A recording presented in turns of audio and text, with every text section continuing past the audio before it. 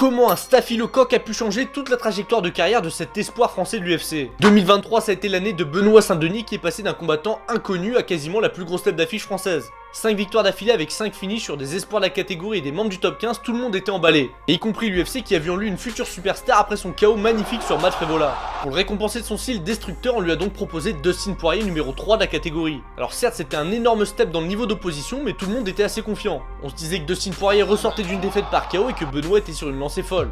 Sauf que pendant la semaine du combat, beaucoup avaient remarqué que Benoît n'était pas dans son état normal. Il paraissait fatigué et surtout il essayait de cacher un staphylocoque doré au front. Et pour ceux qui en ont déjà eu, vous savez parfaitement que ça vous plombe la santé. Le combat commence et dans le premier round, c'est Benoît qui domine. Il paraît certes moins incisif, mais il parvient à contrôler Poirier. Sauf que si Benoît a démarré aussi fort, c'est parce qu'il savait pertinemment qu'il allait pas pouvoir faire 5 rounds. Et donc dans la deuxième reprise, il a commencé à baisser de régime. C'est alors qu'on a vu les limites de son style et il s'est fait contrer à plusieurs reprises par Poirier. Voulant aller à la guerre, Benoît s'est finalement fait éteindre.